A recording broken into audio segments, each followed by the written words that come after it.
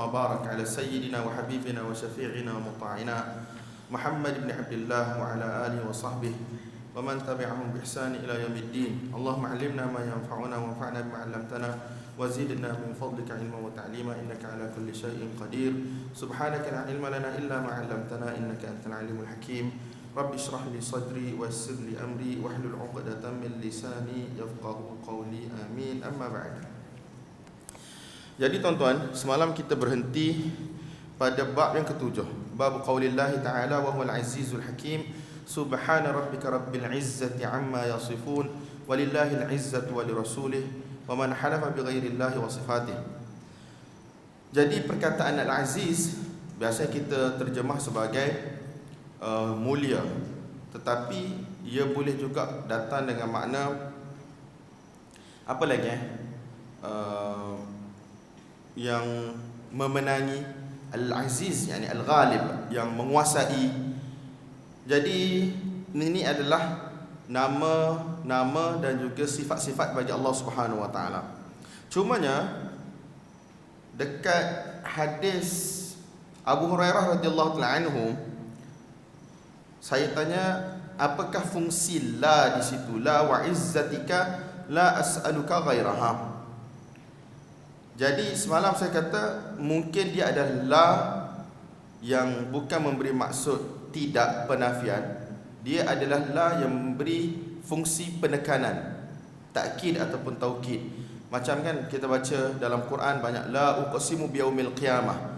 La di situ kita tak terjemah sebagai tidak, tetapi kita kata penekanan sumpah. Jadi bila saya balik, saya cek semalam, rupa-rupanya hadis ni dia ialah satu hadis yang panjang, tu makruflah, diketahui dia adalah hadis yang panjang. Cumanya bila lelaki yang paling akhir masuk syurga, lelaki yang paling akhir dikeluarkan daripada neraka, yang paling akhir masuk syurga, bila dia minta dengan Allah Subhanahu wa taala, wahai Allah, palingkan wajah aku daripada neraka. Di tengah-tengah tu ada percakapan antara Allah Subhanahu wa taala dan juga lelaki tersebut. Lebih kurang maksud dia, Allah tanya, kamu tak akan minta permintaan yang lain dah lepas ni kan? Jadi lelaki tersebut jawab, la, tidak. Jadi la di sini kalau ikut konteks itu adalah dengan makna penafian. Tidak. Wa izzatika, dan demi kemuliaan engkau, kekuatan engkau, kekuasaan engkau, wahai Allah, la as'aluka ghairaha, aku tidak akan minta selain daripada permintaan ini, iaitu hanya palingkan aku daripada neraka sahaja. Shalom. Hadis yang seterusnya tuan-tuan, wa bi qala hadatsana Abu Ma'mar qala wa bi sanadil muttasil minna ila al-Imam al-Bukhari rahimahullah wa nafa'ana bi 'ulumihi wa 'ulumikum fid darain amin, annahu qala hadatsana Abu Ma'mar qala hadatsana Abdul Warith qala hadatsana Husain al-Muallim qala hadatsani Abdullah ibn Buraidah an Yahya ibn Ya'mar ataupun Ya'mur an Ibn Abbas radhiyallahu ta'ala anhuma anna an-nabiy sallallahu alaihi wa alihi wasallam kana yaqul a'udzu bi'izzatika alladhi la ilaha illa anta alladhi la yamutu wal jinnu wal insu yamutun. Ibn Abbas radhiyallahu ta'ala anhuma meriwayatkan bahawa Nabi sallallahu alaihi wa alihi wasallam sering kali mengucapkan, aku berlindung dengan kemuliaan engkau wahai Allah. Aku berlindung dengan kemuliaan engkau, yang mana tidak ada Tuhan selain daripada engkau, zat yang mana tidak akan mati-mati, sedangkan jin dan manusia akan mati. Jadi di sini Nabi sallallahu alaihi wasallam minta berlindung dengan apa tuan-tuan? Dengan izzahnya Allah Subhanahu wa taala. Izzah adalah sifat Allah, kemuliaan, kekuasaan Allah, dan sifat Allah bukan makhluk. Jadi boleh minta berlindung dengan, kan kita dah bagi tahu semalam kan, adakah sifat Allah tu dia adalah ainud zat, adakah dia itu zat ataupun ghairud zat, dibahaskan oleh para ulama. Cuma di sini Nabi sallallahu alaihi wasallam berdoa, a'udzu bi'izzatika, aku minta berlindung dengan izzah engkau wahai Allah. Izzah Allah bukan makhluk, sebab dia adalah sifat Allah, dan sifat Allah bukan makhluk.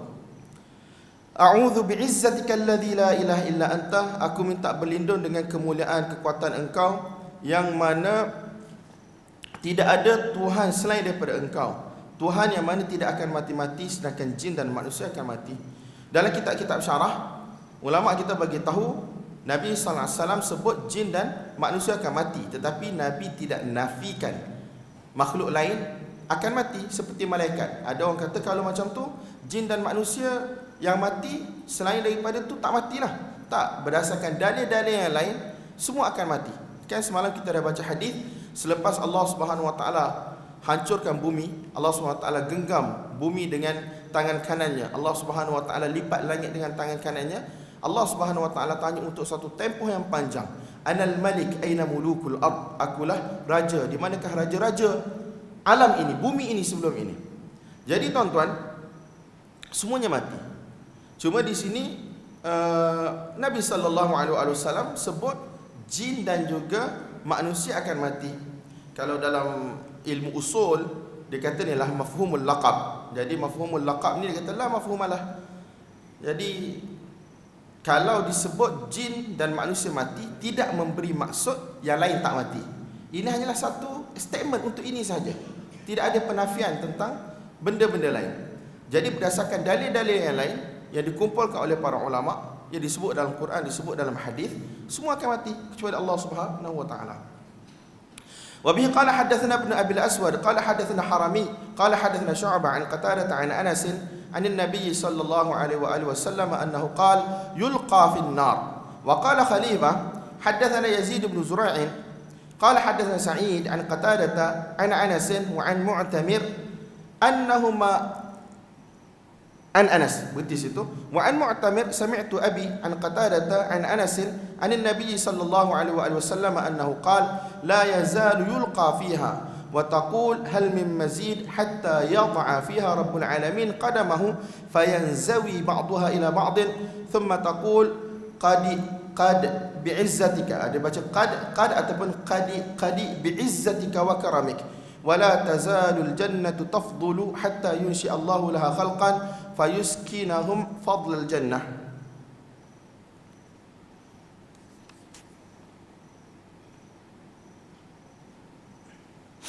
Jadi tuan-tuan, dalam hadis ini Imam Bukhari rahmatullahi alaih dia bawa hadis ni daripada siapa?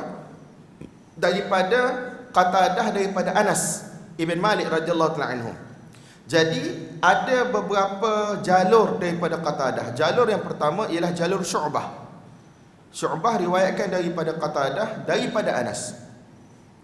Jalur yang kedua adalah daripada jalur Sa'id. Sa'id di sini ialah Ibn Abi Arubah, antara anak murid kanan Qatadah, Ibnu Da'amah Sadusi.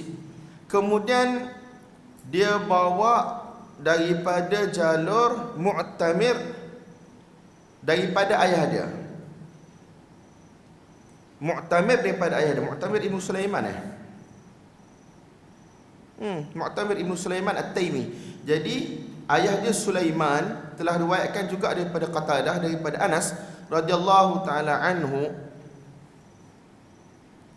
daripada Nabi sallallahu alaihi wasallam bahawasanya Nabi sallallahu alaihi wasallam bersabda, pada hari kiamat nanti manusia-manusia yang menderhakai Allah Subhanahu wa taala yang telah ditulis ke atas mereka, mereka kena masuk ke dalam neraka, akan dicampakkan ke dalam neraka.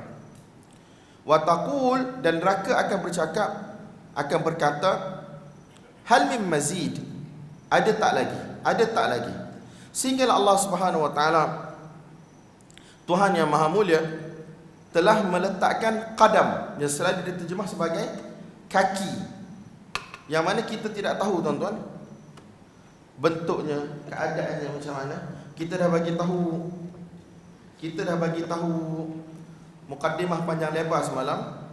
Perkataan-perkataan ini kita hanya isbatkan sebagai sifat Allah Subhanahu wa taala, dan kita tidak bahas panjang, kita tidak fikir panjang, dan kita tidak takwil. Nampak tak tuan-tuan?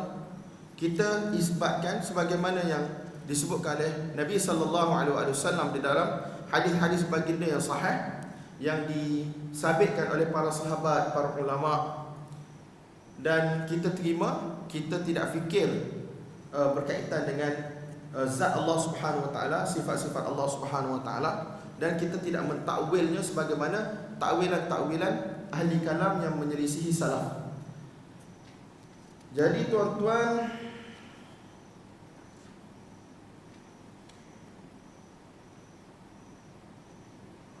dalam terjemahan yang Jabatan Perdana Menteri pun dia kata sehingga Tuhan semesta alam meletakkan kakinya. Tapi tuan-tuan, akidah kita bina di atas orang kata dua neraca yang paling penting. Yang pertama ialah laisa kamitslihi syai'. Tidak sama dengan Allah Subhanahu Wa Taala itu segala sesuatu. Betul tak? Tidak ada yang sama. Dia panggil nakirah fi siyaqin nafi. Syai'un sesuatu dalam bentuk nakirah, dia bukan bentuk ma'rifah, dan datang dalam siyak nafi, dalam konteks penafian, maka ya'um, maksud tidak ada satu benda pun yang sama dengan Allah Subhanahu Wa Taala. Dan kita tak pernah kata kaki itu, kalau tuan-tuan baca dalam kitab syarah Arab disebut al-jarihah. Al-jarihah itu maksudnya anggota yang macam kita ni lah. Jadi kita tak pernah kata sama dengan makhluk. Kita tak pernah kata sama dengan makhluk. Dan yang kedua, kita isbatkan sifat yang layak bagi Allah Subhanahu Wa Taala. Kita tidak tashbih, dan dalam masa sama kita tidak ta'til. Tidak ta'til ni kita tidak menafikan sifat. Dalam masalah isu ta'til ni kita kata mengosongkan ataupun tidak memfungsikan. Maksudnya kita nafikan sifat tersebut. Bagi orang yang ta'wil, dia kata dia tidak nafikan sifat. Dia kata dia ta'wil lah. Kalau yang nafikan sifat ni macam golongan Jahmiyah, Mu'tazilah, yang mana mereka menafikan sifat. Mereka kata Allah tidak ada sifat. Tetapi di sisi salaf, golongan yang mana mentakwil juga, sebenarnya mereka telah menafikan sifat. Sebab instead of ada dua sifat, macam dalam kes hadis ni, ada sifat kudrah dan juga ada sifat qadam, mereka kembalikan sifat itu kepada kudrah. Jadi tinggal satu je lah. Sebab tu mereka mengatakan golongan yang mentakwil juga adalah golongan yang mana mengosongkan Allah Subhanahu Wa Taala daripada sifat. Nampak tak tuan-tuan? Semua benda dikembalikan kepada kudrah, dikembalikan kepada kudrah, dikembalikan kepada kudrah. Jadi yang lain tu bukan sifat hakikiyah, bukan sifat hakiki bagi Allah Subhanahu Wa Taala. Sebab tu ulama-ulama salaf banyak nukilan daripada mereka isbat sifat berdasarkan hakikatnya. Bila mereka kata berdasarkan hakikatnya, ialah bukan majaz, bukan makna di sebalik. Bukan kudrah itu dengan, bukan yad, tangan itu dengan makna kudrah, iaitu kekuasaan, ataupun bukan dengan makna nikmat. Adakah kita bila kita mengharamkan takwil, kita kata Allah SWT tidak memberi nikmat? Bukan, kita kata Allah memberi nikmat. Adakah bila kita kata kita mengharamkan takwil yad kepada kudrah, maksudnya Allah tidak berkuasa? Na'udzubillah, tidak. Allah berkuasa, Allah memberi nikmat. Tetapi kita ada satu sifat lagi yang kita isbatkan sebagaimana yang ada di dalam Quran, ada dalam sunnah dan diisbatkan oleh salaf, iaitu sifat yad, tangan bagi Allah Subhanahu Wa Taala, bukan dengan makna majazi, bukan makna metafora, dan ia adalah satu sifat yang hakiki bagi Allah Subhanahu Wa Taala, yang mana kita tidak tahu hakikatnya macam mana dan kita tidak tahu kaifnya macam mana. Nampak tak tuan-tuan? Allahu Akbar. Kalau tuan-tuan tanya saya lah, semalam saya bagi tahu, kan ada dua aliran. Ini setakat kajian saya. Mungkin orang lain dia bersetuju, dia tak bersetuju, tu pandangan masing-masing, cerita masing-masing. Jadi tuan-tuan, dalam masalah-masalah mengisbatkan makna bagi sifat, kita dah bagi tahu kan jenis-jenis sifat semalam, hatta dengan aliran-aliran seperti Asy'ariyah dan juga Maturidiyah. Kalau sifat itu bersifat sifat fa'il yang seperti mematikan, menghidup, memberi rezeki, mentadbir, mengurus, yang ini saya rasa dalam bahasa-bahasa selain daripada bahasa Arab, hatta orang Arab sekalipun yang awam macam kita ni, mereka tidak akan terfikir untuk takwil. Betul tak? Allah menghidup, Allah mematikan. Tuan-tuan faham tak? Faham lah. Yuhyi wa yumit. Allah menghidup dan Allah mematikan. Tapi kalau baca dalam kitab-kitab tafsir ataupun kitab-kitab syarah hadis, panjang tu. Kalau mereka nak bahas dari sudut ilmu kalam, ilmu akidah, mereka akan kata ini ialah sifat fa'il, nanti panjanglah tuan-tuan sifat fa'al. Nanti kalau fa'al sekejap buat, sekejap tak buat, jadi Allah ni jadi macam mahallul hawadith, jadi tempat untuk berlakunya benda-benda baru. Sekejap ada, sekejap tak ada. Dan apa yang menjadi tempat bagi benda-benda baru adalah baru. Jadi Tuhan baru. Benda ni mustahil, bertentangan dengan akal. Nampak tak? Sebab akal telah mensabitkan Tuhan ini adalah qadim, Tuhan yang azali. Kita orang awam tuan-tuan, bila kita baca ayat Quran dan kita baca terjemahan atau kita belajar bahasa Arab, bila kita sebut Allah ni yuhyi wa yumit, Allah menghidup, Allah mematikan, kepala kita dia berfikir sampai tahap tadi ke tuan-tuan? Tidak. Allah menghidup, Allah mematikan. Jadi tuan-tuan, yang ni memang kita kata tak ada masalah. Secara praktikalnya dunia hari ni paling kurang, bila orang dengar Allah menghidup, Allah mematikan, orang tak akan fikir panjang. Sebab menghidup mematikan tu kita sendiri kita tak nampak. Dia tak nampak perbuatan. Nampak tak? Kita nampak kesan dia. Manusia yang elok bergerak tiba-tiba mati. Bahkan Allah Subhanahu Wa Taala mewakilkan malaikat untuk cabut nyawa. Dan cabut nyawa tu macam mana kita tak nampak. Jadi benda tu dia tak nampak macam menyerupakan Allah dengan makhluk. So dia orang agak orang kata agak bukanlah fleksibel, agak bertolak ansur dalam sifat seperti ini. Yang kedua ialah yang disebutkan sebagai infialat, iaitu perubahan yang kita katakan emosi dalam diri manusia, macam marah, sayang, benci, apa lagi? Sifat-sifat yang kita kata sebagai infialat, perubahan emosi dalam diri manusia. Ini pun tuan-tuan, biasanya realiti penggunaan hari ini dalam mana-mana bahasa dunia, sebagaimana kita bagi tahu semalam, orang tak akan fikir panjang. Betul tak? Allah cinta, Allah sayang, Allah marah. Tuan-tuan cakaplah dalam bahasa apa pun, biasanya kepala otak si pencakap tu, orang yang bercakap tu, tidak akan berfikir panjang. Nanti Allah Ta'ala kalau kita kata dia marah, berlaku perubahan daripada satu keadaan kepada satu keadaan. Jadi bila berubah itu sifat makhluk, jadi zat yang berubah juga adalah makhluk. Jadi panjang. Saya tak rasa orang akan cakap macam tu. Bukankah mak ayah kita ataupun even kita yang dah ada anak, solat kalau solat Allah sayang, bagi sedekah, cakap baik, Allah sayang, betul tak? Kita guna perkataan tu. Adakah tuan-tuan rasa bila kita Allah sayang tu? Semalam saya ada baca satu status Facebook. Saya rasa yang tulis tu orang Jordan, Mu'adz Al-Utaibi ke apa. Dia kata ada satu orang cucu kepada satu orang doktor, tanya datuk dia kata, "Aina Allah?" Di manakah Allah Subhanahu Wa Taala? Ayah dia jawab apa? Datuk dia jawab apa? Ini sebenarnya isu panjang ni. Dia start lah. Ini sebenarnya isu panjang ni. Dia bukan isu mudah. Dia sebenarnya macam ni. Dia start. Ada tak tuan-tuan rasa kalau kita ajar anak-anak kita macam tu? Mungkin orang Melayu dia tak tanyalah Allah di mana. Kalau ditanya pun tak tahulah jawapan mak ayah bagi macam mana. Tapi dalam konsep, dalam konteks yang saya kata sifat yang berubah-ubah pada manusia tu kan, macam marah, sayang, bila dia balik, contohlah anak-anak pergi tadika, dia dengar cikgu dia cakap kalau bagi sedekah Allah sayang. Jadi dia balik, dia bagi tahu ayah dia, kalau ayah dia ni Asy'ari Quh punya Asy'ari, maksudnya yang totok punya Asy'ari, dia kata tak boleh ni, disebab sifat sayang pada Allah ni. Nampak tak?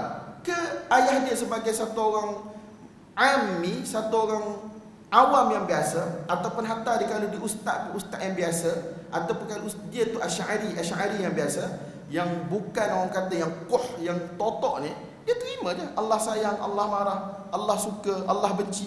Bahkan itulah percakapan seharian dia dalam mendidik anak-anak. Betul tak tuan-tuan? Jadi ini tak ada masalah.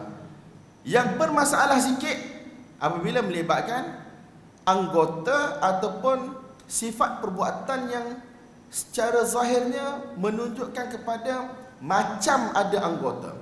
Betul tak tuan-tuan? Jadi bila kita sebut datang, biasanya kita orang akan nampak datang ni mesti dengan kaki. Betul tak? Kemudian kalau kita sebut tangan, mata, kita akan bayangkan. Jadi saya bagi tahu, setakat pengajian saya dan setakat apa yang saya jumpa, ada dua aliran di kalangan salaf. Satu tafwid, yang mana dia kata makna pun kita tak tahu. Yang kedua ialah isbat makna tapi kita tak tahu bentuk macam mana. Jadi Mungkin ada setengah orang dia kata bila sebut yad tangan, macam tangan manusia, cuma kita tak tahu dia punya panjang lebar. Dia tak kata macam tangan manusia, dia kata macam tangan yang kita faham. Dan tangan yang kita faham dalam kehidupan kita adalah tangan manusia. Betul tak? Jadi tuan-tuan, cuma dia kata dari sudut kaif, bentuk dia tu panjang, lebar, kurus, gemuk, warna, itu kita tak tahu. Yang itu dikembalikan kepada Allah Subhanahu Wa Taala. Jadi tuan-tuan, kalau tuan-tuan tanya saya lah, saya bagi tahu dah semalam, saya ke arah isbat. Tetapi apabila datang melibatkan sifat-sifat yang pada zahirnya nampak macam anggota badan, saya tidak akan takwil sekali-kali takwil. Saya akan kata saya tak tahu. Dan saya kata itulah sifat Allah dengan cara yang layak bagi Allah Subhanahu Wa Taala. Dan saya tidak akan tafawuh, saya tidak akan cakap pun dengan makna yang zahir pada penggunaan bahasa Arab kita pada hari ini. Sebab benda tu terlalu muskil bagi saya, jadi saya taslim sahaja. Sebab kenapa? Ada orang setuju, ada orang tak setuju. Ini saya tahu di kalangan Salafi sendiri. Sebab tuan-tuan, perkataan yang ada dalam kitab, dalam kamus-kamus bahasa Arab, ialah perkataan yang mana digunakan untuk menerangkan makhluk. Biasanya gitu, untuk menerangkan makhluk, bukan perkataan yang digunakan untuk menerangkan Allah Subhanahu Wa Taala. Jadi bila sebut tangan, memanglah kita ada banyak tangan, betul tak? Tangan apa lagi kita yang guna yang hakikatnya kaki lah, kaki meja, itu hakikat kaki meja, betul tak? Kaki manusia, inilah.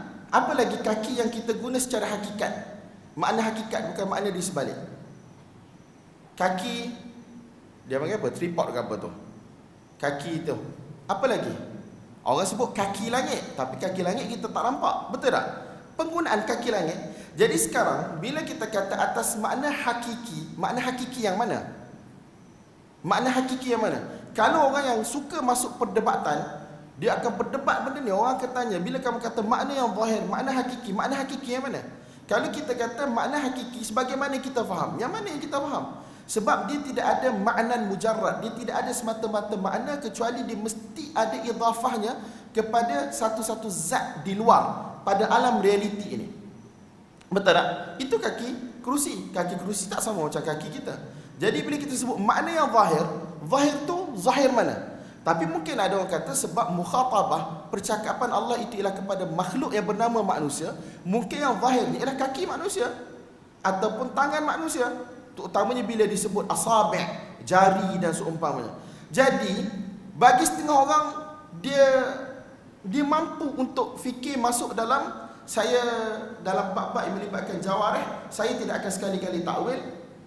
Maksudnya yang melibatkan anggota badan, saya tidak akan sekali-kali takwil. Dan saya akan kata saya tak tahu maknanya yang hakiki itu macam mana. Dan saya serahkan ilmunya kepada Allah Subhanahu Wa Taala. Sebab dalam aliran Salafi sendiri memang saya beritahu ada dua aliran. Satu aliran tafwid dan satu lagi ialah aliran isbat. Dan berlaku pergaduhan yang panjang. Kalau tuan-tuan suka baca pasal-pasal pergaduhan ni, tuan-tuan akan jumpa. Dan setiap seorang dia akan puas hati berdasarkan apa yang dia baca, apa yang dia kaji. Wallahu a'lam bissawab. Tapi biasanya kalau geng-geng Salafi dia tak sukalah yang sebut perkataan tafwid makna pun tak tahu tu, dia tak suka. Sebab apa? Sebab dia kata bila kita kata tak ada makna, tak tahu makna, kita telah menjahilkan orang yang bercakap dengan ayat-ayat Al-Quran tersebut, menjahilkan orang yang bercakap dengan hadis-hadis tersebut. Bila Nabi SAW bercakap, Allah sendiri sebut yadullah, dan Nabi sampaikan kepada umat manusia, takkanlah Nabi tak faham apa maksud yadullah. Bila Nabi SAW sebut ain, mata, wajah yang kita terjemah sebagai wajah, asabi' yang kita terjemah sebagai jari, yad yang kita terjemah sebagai tangan, qadam yang kita terjemah sebagai kaki, takkan Nabi tak faham perkataan tersebut? Kalau ikut golongan yang mentakwil, dia kata bukan Nabi tak faham. Antaranya Ibnu Jamaah dalam kitab dia, apa ya, kitab dia yang pasal membatalkan tashbih tu, saya tak ingat dah nama dia. Jadi dia kata takkanlah Nabi bercakap satu perkataan yang Nabi tak faham, dan sahabat dengar satu perkataan yang Nabi tak faham, yang sahabat tak faham berterusan. Jadi dikata ada makna, cuma pada dia makna itulah makna takwilan. Nampak tak? Makna itulah makna takwilan. Ramai je orang cakap Nabi bercakap dengan makna bahasa Arab yang luas, sahabat memahami dengan makna bahasa Arab yang luas, tabi'in memahami dengan makna bahasa Arab yang luas. Tetapi saya kata, bukan saya lah, orang lain pun kata itu ialah satu kemungkinan, betul, kemungkinan. Tetapi kemungkinan itu telah dibantah oleh praktikal salaf. Apabila Mu'tazilah, Jahmiyah mentakwil, mereka marah.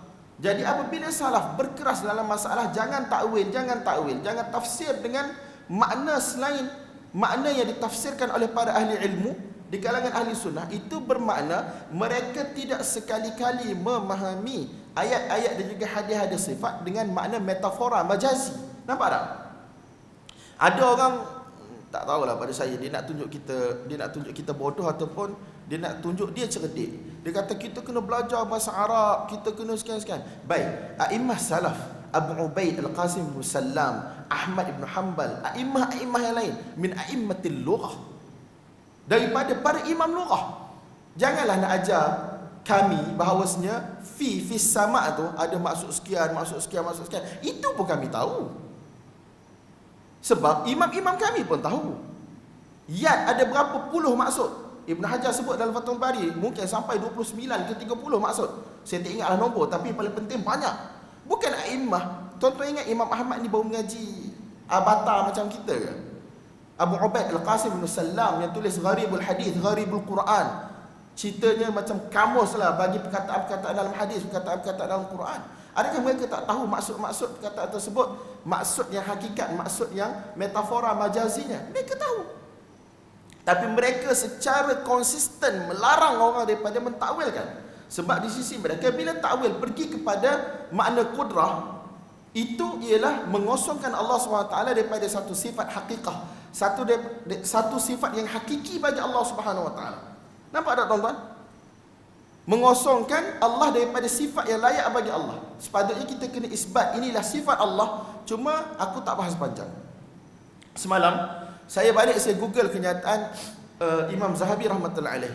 Ada dalam Mizanul I'tidal, tetapi rupa-rupanya dia nukilkan daripada Ibn al-Arabi yang sufi itu. Dia kata apa? La ayya'ishal muslim, kalaulah seseorang muslim itu hidup dalam keadaan apa? Dalam keadaan jahil. La ayya'ishal muslim wara'al baqar, hidup di belakang lembu. Betul tak? Hidup di belakang lembu. Kemudian wa yahfazu suwaran minal Quran. Dia kata la yadri syai'an min al-ilm, dia tidak mengetahui apa-apa pun berkaitan dengan ilmu pengetahuan. Wa yahfazu suwaran minal Quran, dia hafal beberapa surah daripada Al-Quran. Yusalli biha fi salawat, dia baca Al-Quran tersebut di dalam sembahyang-sembahyang dia. Wa yu'minu billahi wal yawmil akhir, dia beriman dengan Allah dan juga beriman dengan hari akhirat. Khairul lahu, lebih baik bagi dia min hadhil irfan wal haqa'iq, lebih baik bagi dia daripada orang kata pencerahan sufi, hakikat sufi. Kalau saya tambahlah hakikat ahli kalam dan seumpamanya. Khairul lahu min hadhil irfan dan juga min hadhil haqa'iq, lebih baik daripada benda yang mereka rasakan pencerahan, ilmu pengetahuan, hakikat.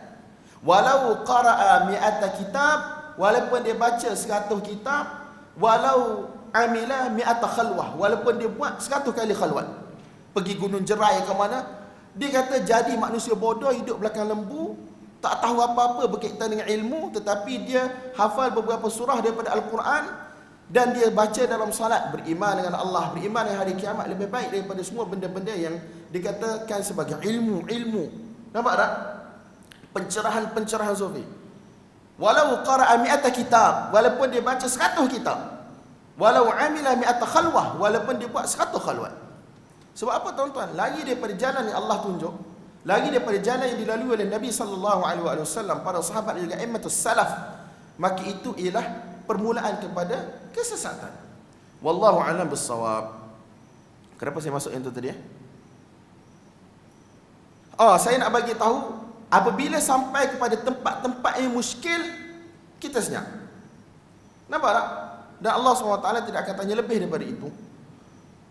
Wallahu a'lam bissawab. Kalau tuan-tuan tanya saya, masalah tafwid dan ithbat ini, sejak daripada puluhan tahun lepas, sejak daripada tahun 2007-2008, saya telah mula membaca penulisan-penulisan daripada dua-dua aliran.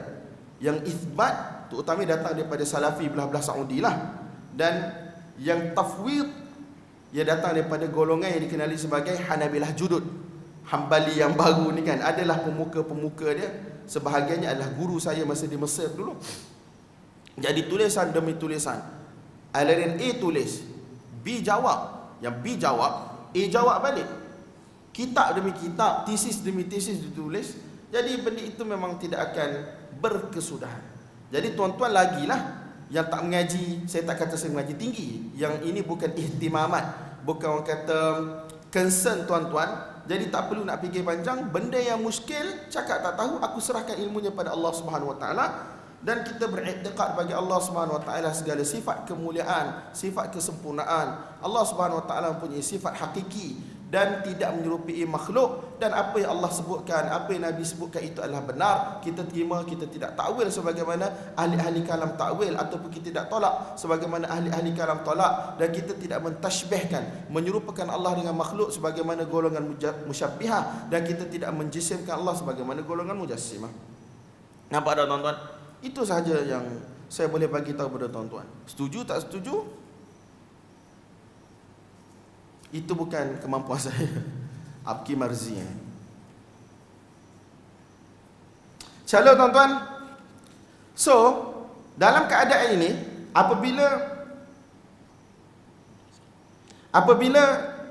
Jahannam tanya kepada Allah Subhanahu Wa Taala, hal min mazid, adakah lagi yang ingin dicampak? Sebab masih lagi, orang kata, ada tempat-tempat kosong di dalam neraka tersebut. Jadi sehinggalah Allah Subhanahu Wa Taala meletakkan qadam, yang diterjemah di sini kaki Allah Subhanahu Wa Taala yang mulia. Maka apa yang berlaku tuan-tuan? Neraka itu menjadi dekat antara satu sama lain. Maksud tempat yang kosong tu dia dah tak jadi kosong dah. Dia semakin mengecek, shrink, dan tak ada tempat dah lah. Kemudian neraka akan berkata qad ataupun qadi dengan maksudnya cukup. Bi'izzatika wa karamik, dengan kemuliaan engkau, kekuatan engkau, kekuasaan engkau, dan ihsannya engkau, rahmatnya engkau, karam, kemuliaan engkau wahai Allah. Dia bersumpah dengan Allah Subhanahu Wa Taala, iaitu cukup ya Allah, aku bersumpah dengan kemuliaan engkau, kekuatan engkau, ihsannya engkau, karamnya engkau, cukup. Wala tazalul jannatu tafdulu hatta yunshi Allahu laha khalqan fayuskinahum fadlal jannah. Adapun surga ni, sebab dia luas, masih lagi ada kawasan-kawasan yang mana tidak berpenghuni, sehingga Allah Subhanahu Wa Taala mencipta untuk surga tersebut, di kawasan-kawasan yang kosong itu, ciptaan-ciptaan Allah Subhanahu Wa Taala yang lain, lalu Allah Subhanahu Wa Taala menjadikan mereka penghuni di dalam surga, di tempat-tempat yang kosong itu. Wallahu a'lam bissawab. Bab qaulillahi ta'ala wa huwa alladhi khalaqas samawati wal arda bil haqq. Dan bab berkaitan dengan firman Allah Subhanahu Wa Taala, dan dialah Tuhan yang mana telah menciptakan 7 tala langit dan bumi bil haqq dengan benar. Dengan benar, ada setengah kata ia adalah bil haqqi ni biwasitati kalimatil haqq, melalui perantaraan, bukan Allah berhajat kepada perkataan tu, tapi memang realitinya Allah guna perkataan tu. Jadi kita sabitkanlah bil haqqi ai biqaulil haqq. Bila Allah sebut kun fayakun, bila Allah sebut jadilah maka dia jadi. Ada yang kata macam tu. Ada yang kata bil haqqi di sini adalah dengan maksud dengan benar. Maksud dengan benar ni bukan tanpa tujuan, bukan tanpa maksud, Jadi Allah Subhanahu Wa Taala tidak buat sesuatu secara sia-sia, tanpa ada tujuan, tanpa ada maksud. Tidak. Allah Subhanahu Wa Taala cipta 7 petala langit, 7 petala bumi ini adalah untuk tujuan tertentu, dengan maksud tertentu. Allah buat dalam keadaan Allah Subhanahu Wa Taala Maha mengetahui, Allah Subhanahu Wa Taala Maha bijaksana. Nampak tak tuan-tuan? Ada juga yang kata ba di situ bil haqqi dengan maksud lam, iaitu li izharil haqqa, lil haqqa ay li izharil haqqa, untuk menunjukkan Allah Subhanahu Wa Taala. Kan nama Allah ialah al-haqqu, untuk menzahirkan Allah Subhanahu Wa Taala punya kekuasaan, Allah Subhanahu Wa Taala punya kekuatan, Allah Subhanahu Wa Taala punya sifat-sifat kesempurnaan. Allah Subhanahu Wa Taala kita tak nampak tuan-tuan. Jadi untuk bagi tahu manusia adanya Allah yang wujud, adanya Allah yang bersifat dengan sifat-sifat kesempurnaan, adanya Allah yang mempunyai nama-nama yang baik, adalah melalui perantaraan makhluk ini. Jadi bila Allah Subhanahu Wa Taala kata wa huwal ladzi khalaqas samawati wal arda bil haqqi, Allah Subhanahu Wa Taala Tuhan yang telah menciptakan 7 petala langit dan 7 petala bumi bil haqqi, ba di situ adalah dengan makna lam. Hak ni tuan-tuan kena ngaji bahasa Arab lah, huruf ma'ani. Jadi dia kata bil haqqi ay lil haqqi ay li izharil haqqa, untuk zahirkan Allah Subhanahu Wa Taala kepada umat manusia. Nampak tak? Tapi bukan dengan akidah wahdatul wujud, langit bumi tu ialah Allah, bukan. Tak, Allah nak tunjukkan kepada kita inilah asar, inilah tanda-tanda bahawa di sana ada Tuhan yang wujud, wajibul wujud, Tuhan yang mana, Tuhan yang tidak pernah didahului oleh sesuatu, Tuhan yang mana mempunyai sifat-sifat kesempurnaan, Tuhan yang mana mentadbir 7 petala langit, 7 petala bumi yang tidak menyerupai makhluk-makhluknya. Itu antara yang disebut oleh sebahagian ulama. Nampak tak?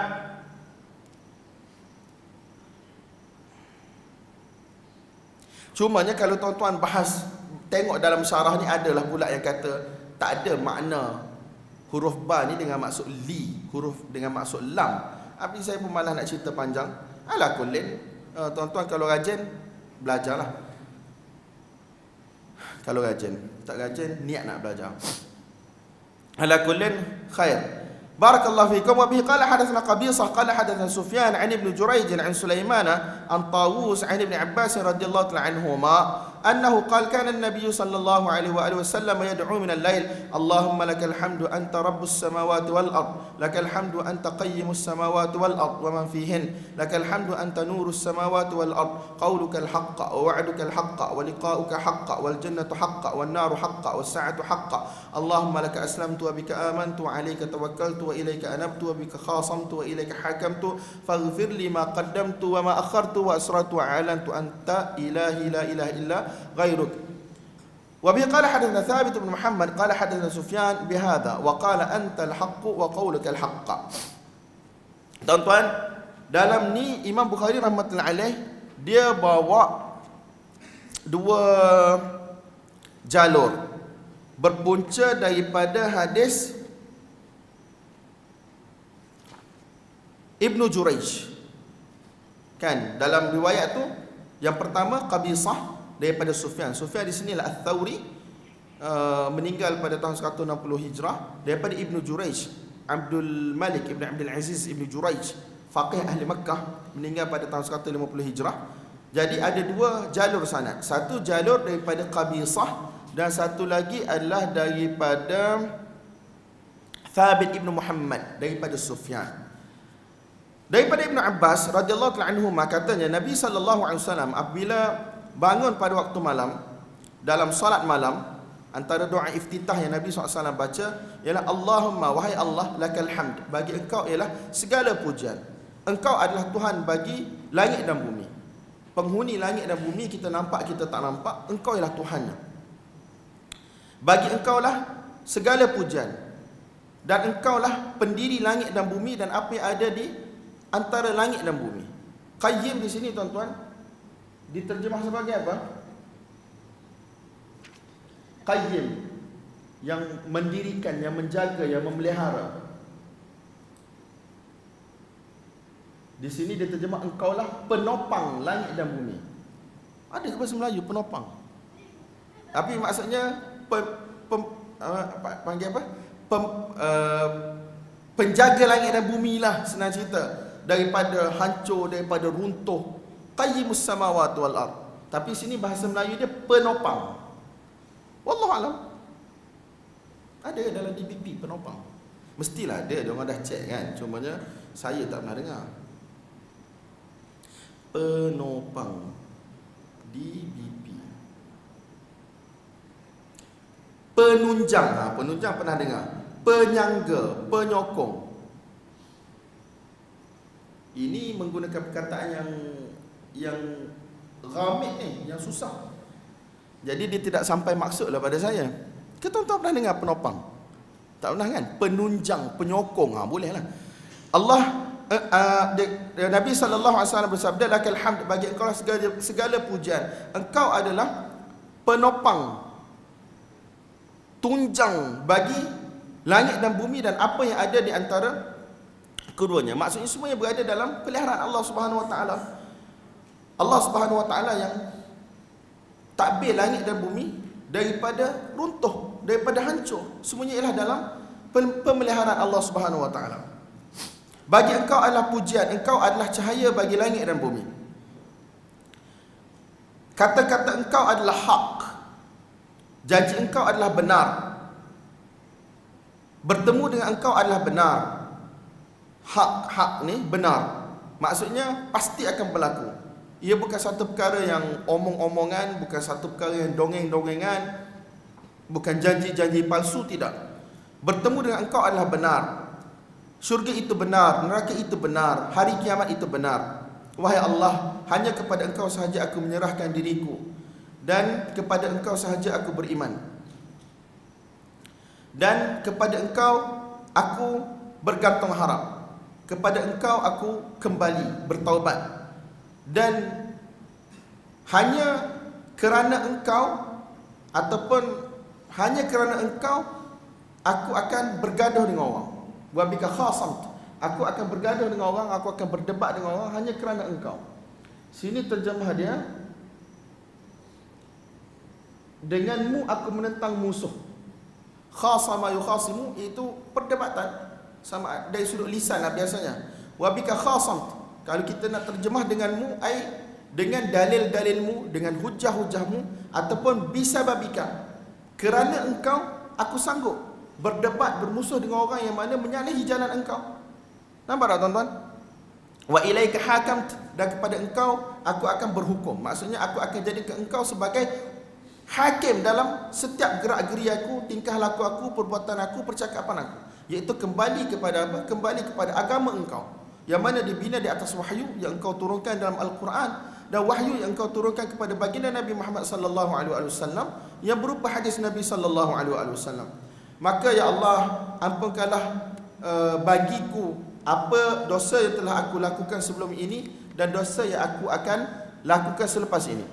Dosa yang aku sembunyikan, dosa yang aku zahirkan. Sesungguhnya engkau adalah Tuhanku dan tidak ada Tuhan bagiku selain daripada engkau.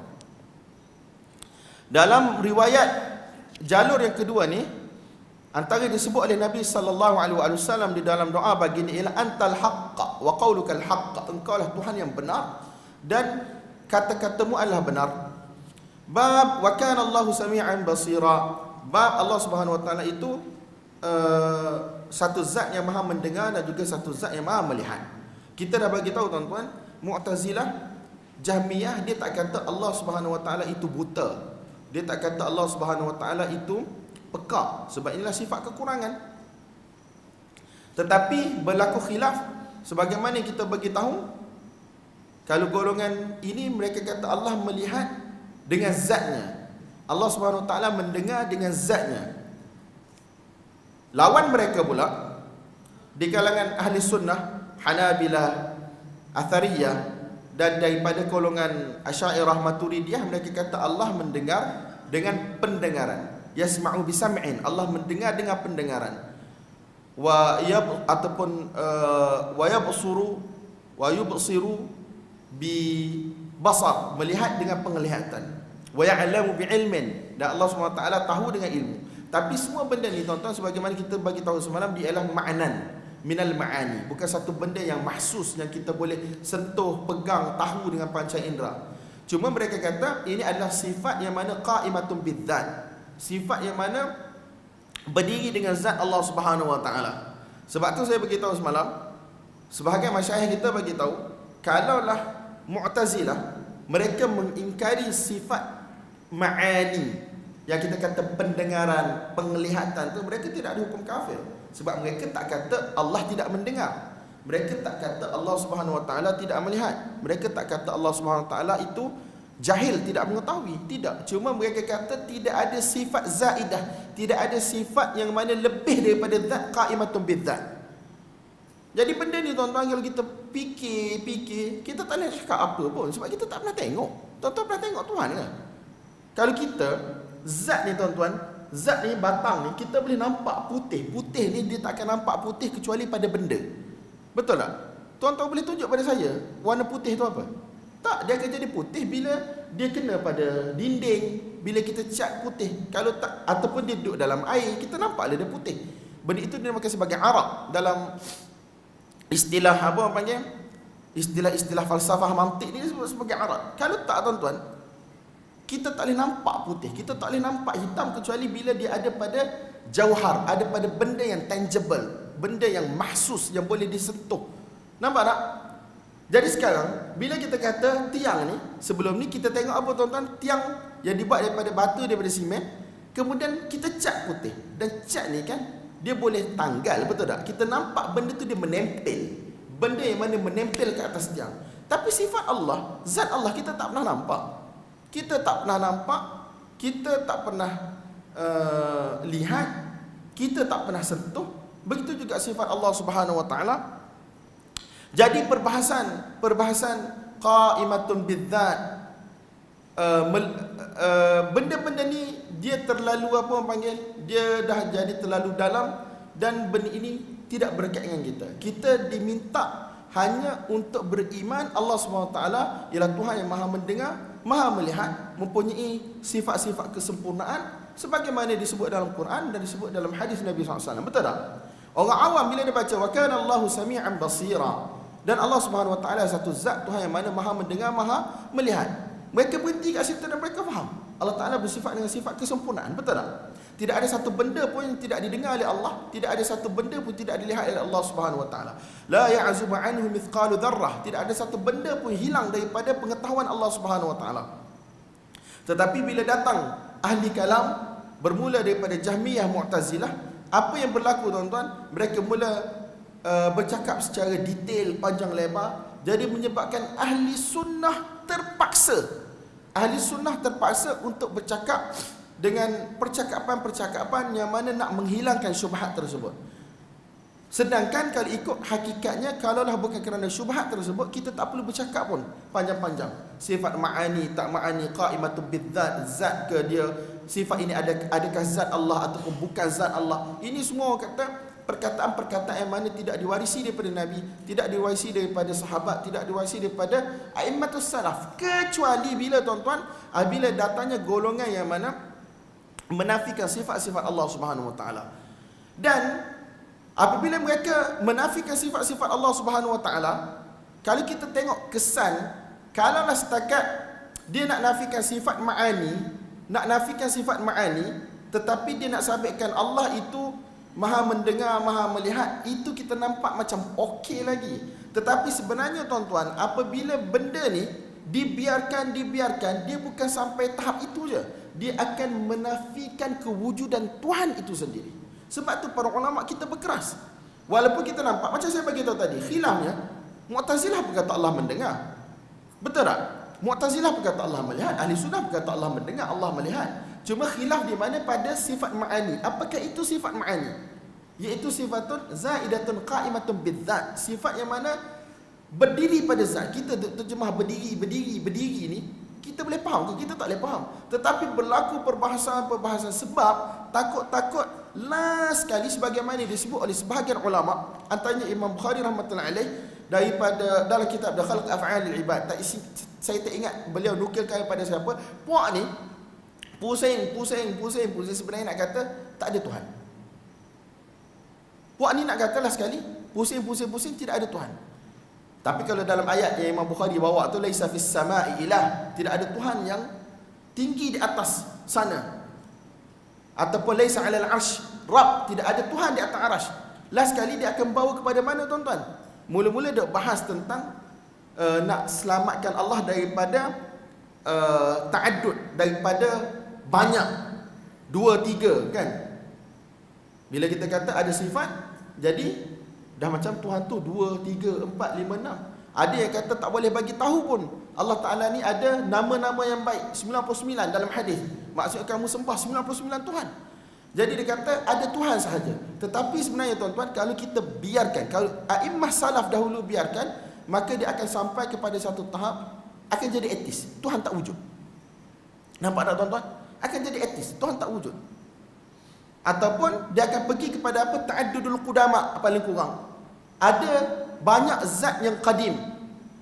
Semua benda ni qadim. Macam-macam lah tuan-tuan. Aliran yang sesat ni macam-macam. Jadi para imam kita, mereka berkeras pada setengah tempat adalah untuk menutup pintu daripada benda ini meleret-leret pergi kepada apa tuan-tuan? Pergi kepada bahaya yang lebih besar.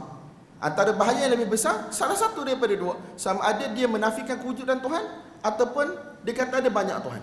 Itu sahaja tuan-tuan.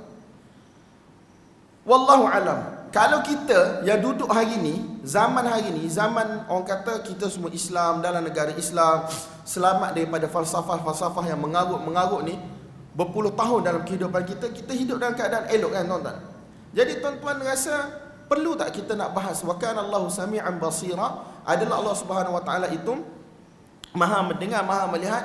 Ini adalah sifat yang disebut sebagai sifat ma'nawiyah. Sifat ma'nawiyah kan kita dah cerita semalam, kaunuhu sami'an, kaunuhu basiran. Ini sepakatlah orang Islam yang orang kata mengaku Islam, Allah Maha mendengar, Allah Maha melihat. Betul tak? Cuma perbahasan dia di mana? Yang mereka berselisih pada sifat ma'ani. Mendengar dengan apa? Mendengar dengan zat ataupun mendengar dengan pendengaran. Mendengar, melihat dengan zat ataupun melihat dengan penglihatan. Tahu dengan ilmu ataupun tahu dengan zat. Benda-benda ni tuan-tuan, kita tak pernah ambil berat pun dalam kehidupan kita. Kecuali kalau orang tu dia mula belajar akidah mengikut kitab. Kalau dia start belajar akidah mengikut kitab, kan saya dah bagi tahu semalam. Ada orang ARG lah, dia tanya, apakah masalah yang selalu dihadapi oleh orang awam bila dia belajar sifat 20? Betul tak? Saya dah bagi tahu semalam. Apakah masalah yang akan dihadapi oleh orang awam? Dia buat macam pertanyaan lah. Kalau belajar sifat 20, antara banyak benda yang orang sebut ialah kerana bahasanya, kerana istilahnya. Kalau tanya saya, ada banyak benda yang mana tak perlu disebut pada orang awam. Tapi kalau ustaz-ustaz, bila dia datang ke masjid, dia nak mengajar, dia guna kitab-kitab kecil, sama ada daripada aliran pondok yang telah diterjemah ke bahasa Melayu, ataupun yang ditulis dalam bahasa Melayu lama tu satu. Kemudian ataupun kalau budak-budak yang mengaji di madrasah yang guna kitab bahasa Arab yang kecil-kecil, yang bawah-bawah ni, mereka mula disenakkan dengan perbahasan-perbahasan ini. Jadi manusia akan jadi macam stres, akan jadi serabut. Orang awam ni tuan-tuan, kita tak tahu dia dengar berapa puluh tahun dah kehidupan. Allah Maha melihat, Allah Maha mendengar. Betul tak? Dan benda tu ada dalam Quran, ada dalam hadis. Tetapi tiba-tiba bila dia start nak belajar ilmu akidah, apa yang berlaku? Allah Maha mendengar, Maha melihat, betul. Cuma pendengaran Allah tu macam mana? Mendengar dengan zat ke mendengar dengan pendengaran? Melihat dengan zat ke melihat dengan penglihatan? Kemudian sifat Allah Ta'ala tu, dia bertempek pada zat ke dia bukan bertempek pada zat? Adakah dia itu zat ataupun bukan zat? Kemudian bila Allah SWT bercakap, makhluk tak ada lagi pada waktu tersebut. Macam mana kalam ni? Apa ta'alluq kalam ni? Allah berkuasa tapi makhluk tak ada lagi. Allah mendengar, makhluk tak ada lagi. Ke Allah ni mendengar bila manusia start bercakap? Dia start dah, dia panjang, maka dia membawa kepada teori ta'alluqat yang saya sebut semalam. Ta'alluq. Betul tak? Saya sebut pada tuan-tuan untuk tuan-tuan tak faham, supaya tuan-tuan menjauhi pengajian yang macam ni. Sebab orang tidak akan faham. Saya pun tak faham. Selalu kena maki dalam kelas, tak adalah kena maki, selalu kena marah. Kalau ta'alluqat ni hari-hari kena tanya dalam kelas. Ta'alluq sifat kudrah apa? Ta'alluq sifat iradah apa? Ta'alluq sifat kalam apa? Ta'alluq sifat sama apa? Ta'alluq sifat basar apa? Sampai dulu saya pernah dengar satu orang ustaz tu dia mengajar di masjid lah. Dia kata Allah bukan berkata-kata, Allah mempunyai sifat perkata. Kata menatang apa pula? Dia kata Allah tak berkata-kata. Dia kata Allah mempunyai sifat perkata. Kalau dia kata berkata-kata, maksudnya macam kita lah, sekejap cakap, sekejap tak cakap. Betul tak? Padahal itu ialah mazhab salaf. Takallama bima sya' mata sya'. Allah boleh bercakap apa yang Allah suka, Allah nak sebut apa yang Allah nak sebut, dengan siapa yang Allah nak bercakap, bila masa Allah nak cakap. Tapi dia kata kita tak boleh kata Allah berkata-kata. Kalau boleh tak boleh cakap apa Allah sebut. Nampak tak? Tetapi dia kata Allah ada sifat perkata. Sifat perkata ni kalau kita terjemah mudah ialah kemampuan untuk bercakap, yalah. Nampak tak?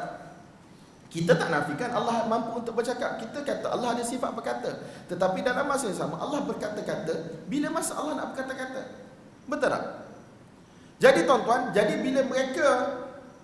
bila orang ilzam, orang corner mereka, contohnya, adakah Allah SWT sentiasa bercakap dengan Nabi Musa? Tidak. Nah, Allah SWT dalam zahir Quran bercakap dengan Nabi Musa bila tuan-tuan? Bila Nabi Musa pergi ke Bukit Tursina tu. Betul tak? Ataupun pergi ke Wadi Mubarak tu. Betul tak? Jadi sekarang orang akan tanya, pada waktu tersebut Allah bercakap dengan Musa ke tak? Mesti dia kata dia bercakap dengan Musa. Cuma orang akan tanya lagi, bercakap macam mana? Ada suara didengari ataupun tidak? Mu'tazilah kata ada suara yang didengari, tetapi suara itu makhluk, Allah cipta. Allah cipta kat pokok, Allah cipta kat batu, itu cerita lain. Nabi Musa dengar suara dan suara itu makhluk. Ahli sunnah dia kata suara Allah bukan makhluk. Salah dia kata Allah bercakap dengan suara yang didengari dan suara itu tidak menyerupai suara makhluk. Macam mana? Wallahu alam. Saya tidak bersama dengan Nabi Musa masa tu. Tetapi bila kita cakap macam ni, Asy'ariyah akan kafirkan kita dalam kes ni. Masalah saut dan juga harf ni, Asy'ariyah akan kafirkan kita dalam masalah ni.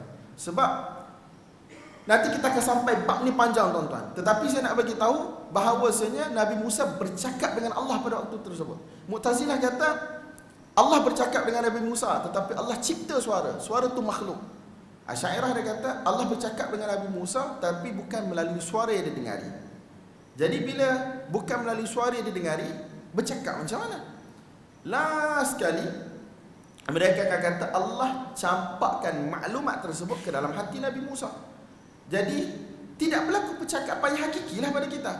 Sedangkan dalam Quran sebut wa kallamallahu Musa taklima, dan Allah SWT telah bercakap dengan Musa dengan percakapan yang hakiki. Tuan-tuan mengaji bahasa Arab, masdar muakkid ni, masdar kata terbitan yang mana menguatkan kata perbuatan di hadapan wa kallama, dan Allah SWT telah bercakap dengan Musa taklima, dengan satu percakapan, iaitu percakapan hakiki, kalam hakiki. Dan kalam hakiki ialah kalam yang mana ada suara yang didengari. Kalau tak, ia tidak dinamakan sebagai kalam hakiki.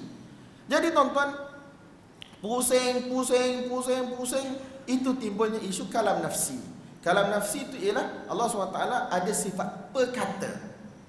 Betul tak? Ada sifat perkata. Saya bagi tahu pada tuan-tuan bukan untuk tuan-tuan faham. Saya nak bagi tahu pada tuan-tuan betapa benda yang pada asalnya mudah, dia telah menjadi terlalu payah apabila kita mula mengaji benda tu. Bukan mengaji ni makin faham, mengaji makin tak faham. Sedangkan dulu tuan-tuan, wallahi kalau kita membesar dengan ayat Quran, membesar dengan hadis, kita tidak akan tanya panjang. Betul tak? Jadi bila keadaan macam tu, saya nak sambung sikit lagi. Bila dia kata Allah Subhanahu Wa Taala ni bercakap, Allah Subhanahu Wa Taala ada sifat perkata, sifat qadimah, sifat yang azali dulu lagi. Jadi adakah, bila orang tanya adakah Allah bercakap dengan Musa alaihissalam sepanjang masa sehinggalah Musa dilahirkan, tak tahu berapa ribu tahun, puluh ribu tahun. Jadi mereka kata ada satu benda yang nama ta'alluq. Ta'alluq ni, teori ta'alluq ni ialah perkaitan antara Allah yang qadim dengan makhluk yang baru. Bagaimana bila Allah bercakap, tuan-tuan, orang gila je tuan-tuan bercakap tak ada makhluk ni. Bukan, orang gila je bercakap tak ada audience kat depan ni. Betul tak? Jadi adakah Allah Ta'ala bercakap tak ada makhluk kat depan dia? Kalau kita kata Allah bercakap ada makhluk kat depan dia, macam ada dua apa? Ada dua Tuhan yang lama, yang qadim.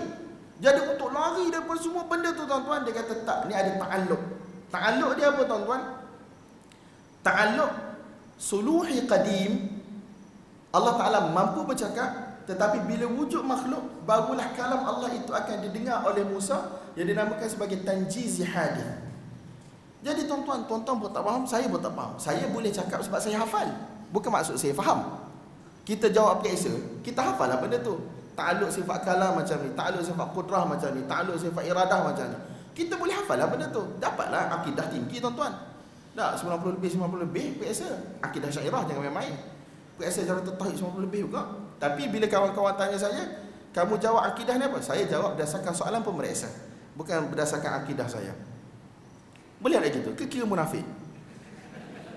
Wallahu a'lam bissawab. Jadi tuan-tuan yang dimuliakan oleh Allah Subhanahu Wa Taala, saya nak bagi tahu pada tuan-tuan bahawasanya banyak benda yang disampaikan kepada orang awam yang sepatutnya orang awam okey, mereka jadi tak okey bila mula mengaji di masjid. Hatta di masjid. Sebab akal orang awam tidak boleh terima tuan-tuan. Saya ni, saya taklah kata saya cerdik, tapi antara top student. Tapi bila sampai kepada bab-bab ilmu kalam, mantik ni, tak tahu berapa puluh kitab dah belajar. Tetapi syakal dengan darab qiyas iqtirani sampai hari ni pun bengong. Tak boleh ingat dengan elok. Qiyas istithnai, dah ainul muqaddim yuntij ainut tali. Ainut tali la yuntij syai'an. Naqidul muqaddim la yuntij syai'an. Naqidut tali yuntij ainul naqidul muqaddim. Ini semua istilahat, padahal benda senang je. Kalau kita bercakap dengan bahasa orang yang berakal, yang biasa, orang boleh faham. Tetapi ada orang, sebagaimana kita nukil daripada Al-Qurtubi semalam, dia suka guna perkataan-perkataan, istilah-istilah yang dia sekali nampak rare. Dia nampak macam alim, bercakap dengan istilah-istilah yang power-power ni. Padahal benda simple je. Nampak tak tuan-tuan? Jadi kita kekallah di atas akidah Ajaiz Naisabur, sebagaimana kata Imam Al-Haramain rahmatullahi alaih, aku nak mati di atas akidah orang-orang awam di Naisabur. Tetapi ada orang takwil lagi, dia kata, ahli Naisabur, awam Naisabur masa tu bukan awam macam kita bodoh piang tak tahu apa ni. Dia kata awam Naisabur masa tu, awam Naisabur lah. Maksudnya Naisabur ni kan satu tempat qaidatul ilm, satu bandar kawasan yang penuh dengan para ulama. Dan dia kata macam tu pula. Sebab tu saya kata menjawab ni tak akan habis sampai bila-bila. Kalau Baghdad dia punya tukang kayu pun tak boleh bahas tentang istisna muttasil, istisna munqati'. Sebagaimana cerita yang ma'ruf, ada satu orang alim di Baghdad, tak silap saya dia pemasak Maliki, tapi orang tak ambil tahu sangat pasal dia, orang tak cara pasal dia. Orang tak tolong untuk sempurnakan keperluan dia. Dia sibuk dengan ilmu, belajar, mengajar. Jadi dia tak sempat lah nak bekerja dan semua orang. Dia nak keluar daripada Baghdad. Habis bila dia nak keluar daripada Baghdad, dia jumpa dua tukang kayu ataupun pengutip kayu, mereka duk bahas berkaitan dengan istithna muttasil munqati'. Dia kata aku tak nak keluar daripada Baghdad. Kalau tukang kayu dia pun cakap pasal ilmu, nescaya aku inilah tempat yang baik. Jadi mereka takwil macam tu pula. Bila mereka kata Imam Al-Haramain nak mati di atas akidah Ajaiz Naisabur, orang-orang tua ataupun orang-orang awam Naisabur, mereka kata Naisabur yang macam mana? Bukan Naisabur yang macam kita hari ni. Orang baca alif bata pun tersekat-sekat. Jadi mereka nak kata juga macam-macam mana pun kena mengaji juga ilmu kalam ni walaupun sedikit. Jadi apa yang mereka kata, jawapan yang mereka bagi sebenarnya adalah bertentangan dengan realiti apa yang disebut oleh Imam Al-Haramain, Imam Al-Razi. Bila mereka nak mati, mereka kata dia menyesal. Dan mereka kata aku baca dalam isbat ayat Allah Subhanahu Wa Taala macam ni. Aku baca berkaitan dengan nafi ayat Allah Subhanahu Wa Taala macam ni. Itulah tuan-tuan akidah orang-orang awam Naisabur. Berpada dengan apa yang ada dalam Al-Quran, berpada dengan apa yang ada dalam sunnah. Apa sahaja, kan kita belajar akidah tahawiyah, dia kata apa sahaja yang datang dalam kepala kita berkaitan dengan sifat Allah, kita cuba bayangkan dalam seumpamanya, ataupun kita tak cuba, dia datang, kita ketahuilah bahawasanya itu bukan Allah. Bas hujan. Laisa kamitslihi syai' wa huwas sami'ul basir. Tidak ada sesuatu pun yang sama seperti Allah Subhanahu Wa Taala, tetapi Allah Subhanahu Wa Taala Maha mendengar dan juga Maha mengetahui. Faham ni tuan-tuan? Bab wa kana Allahu sami'an basira. Wa bihi, mim ni apa mim ni? Wa qala al-A'mash An Tamim an Urwata an Aisyah radhiyallahu ta'ala anha annaha qalat alhamdulillahilladzi wasi'a sam'uhu al-aswat fa anzalallahu ta'ala 'ala an-nabiy sallallahu alaihi wa alihi wasallam qad sami'a Allahu qawla allati tujadiluka fi zawjiha. Aisyah radhiyallahu ta'ala anha berkata, segala puji bagi Allah Subhanahu wa taala yang mana pendengarannya telah meliputi ataupun pendengarannya meliputi semua suara. Maksudnya tak ada satu suara pun yang tidak didengari oleh Allah Subhanahu wa taala. Sini pun terjemah meliputi semua suara. Alhamdulillahilladzi wasi'a sam'uhu al-aswat. Segala puji bagi Allah Subhanahu wa taala yang mana pendengarannya telah meliputi, maksudnya tak ada satu suara pun terlepas daripada pendengaran Allah Subhanahu wa taala. Kuat ke, slow ke, frekuensi dia macam mana pun Allah SWT akan dengar. Nampak tak? Jadi Aisyah radhiyallahu ta'ala anha kata ni adalah berkaitan dengan satu orang perempuan, namanya adalah Khawlah binti Tha'labah, isteri kepada Aus ibn Samit radhiyallahu ta'ala anhuma. Suami dia telah zihar dia. Tuan-tuan tahu kan zihar, bila dia samakan isteri dia dengan mahram dia, mak dia ke kakak dia ke, dengan niat untuk tidak setubuhi isteri dia. Dalam surah Al-Mujadilah ke Al-Mujadalah, qad sami'a Allahu qawla allati tujadiluka fi zawjiha wa tashtaki ila Allah. Wanita tersebut Khawlah binti Tha'labah datang jumpa Nabi SAW, mengadu kepada Nabi SAW. Aisyah duduk dalam bilik, tuan-tuan. Satu rumah yang kecil sahaja, rumah Nabi ni. Dia dengar tak dengar suara wanita tersebut. Tetapi Allah Subhanahu wa taala turunkan ayat. Qad sami'a Allahu qawla allati tujadiluka fi zawjiha. Nampak tak? Aisyah duduk dekat. Kalau bahasa mudah kita percakapan hari ni, Allah duduk jauh daripada wanita tersebut. Tetapi Allah Subhanahu wa taala pendengarannya menyeliputi segala suara. Aisyah duduk dalam rumah tu pun tak dengar, tuan-tuan. Tapi Allah Subhanahu wa taala mustawin ala arsyihi fawqa sab'i samawati, yang berada di atas arasy-Nya, yang tinggi daripada 7 tala langit. Dia dengar suara wanita tersebut yang mana datang mengadu kepada Nabi sallallahu alaihi wasallam berkaitan dengan suami dia. Dan ada riwayat pada zaman Umar radhiyallahu anhu, apabila beliau berjalan dengan hasyiah, dengan orang kata menteri-menteri dia apa semua ni, tak satu orang wanita sekat dan bersembang dengan Umar. Lamalah Umar duduk bersembang dengan wanita tersebut. Jadi lepas habis bersembang, menteri-menteri dia ataupun kata wazir-wazir, hasyiah-hasyiah dia ni, orang-orang Umar ni kata, lamanya wanita ni apa orang cakap, sekat Amirul Mukminin, bercakap dengan Amirul Mukminin. Umar dengar je. Umar kata, bagaimana aku tidak dengar satu orang wanita yang mana Allah Subhanahu wa taala telah dengar suaranya daripada 7 petala langit ketika mana dia datang mengadu kepada Allah Subhanahu wa taala. Khawlah binti Tha'labah. Nampak tak, tuan-tuan? Allah Subhanahu wa taala dengar apa yang wanita tersebut cakap, mengadu kepada Nabi. Takkanlah aku tak nak dengar satu pengaduan satu orang wanita yang mana Allah Subhanahu wa taala telah turunkan ayat kerana aduan dia. Nampak tak? Qad sami'a Allahu qawla allati tujadiluka fi zawjiha wa tashtaki ila Allah wallahu yasma'u tahawurakuma. Ayat awal-awal ayat, tuan-tuan, dalam surah Al-Mujadalah ataupun Al-Mujadilah tu, juzuk 28. Jadi Umar radhiyallahu ta'ala kata, ini antara dalil yang geng-geng salaf guna mensabitkan Allah Subhanahu wa taala min fawqi sab'i samawat. Allah Subhanahu wa taala berada bersifat dengan sifat ulu, ketinggian zati, zatnya, mustawin ala arsyihi, beristiwa di atas arasy-Nya dengan cara yang layak bagi Allah Subhanahu wa taala. Kita akan ulang perkataan dengan cara yang layak bagi Allah, dengan cara yang layak bagi Allah, sehingga orang yang tak suka dia mati dalam keadaan dia tak suka. Kalamus salaf. Sifat bagi Allah, sifat taliqu bi jalalillah. Sifat yang mana sempurna dengan kemuliaan Allah. Dia kata apa? Itulah satu perkataan yang puaka untuk menutup akidah yang celaka. Na'udzubillah. Kalau وبه قال حدثنا سليمان بن حرب قال حدثنا حماد بن زيد عن أيوب عن أبي عثمان عن أبي موسى رضي الله عنه أنه قال كنا مع النبي صلى الله عليه وآله وسلم في سفر فكنا إذا علونا كبرنا فقال اربعوا على أنفسكم فإنكم لا تدعون أصم ولا غائبا تدعون سميعا بصيرا قريبا ثم أتى علي وأنا أقول في نفسي لا حول ولا قوة إلا بالله فقال لي يا عبد الله بن قيس قل لا حول ولا قوة إلا بالله فإنها كنز من كنوز الجنة أو قال ألا أدلك به. Dalam ni Abu Musa al-Ash'ari radhiyallahu anhu dia kata pada satu ketika kami bersama dengan Nabi sallallahu alaihi wasallam dalam satu permusafiran.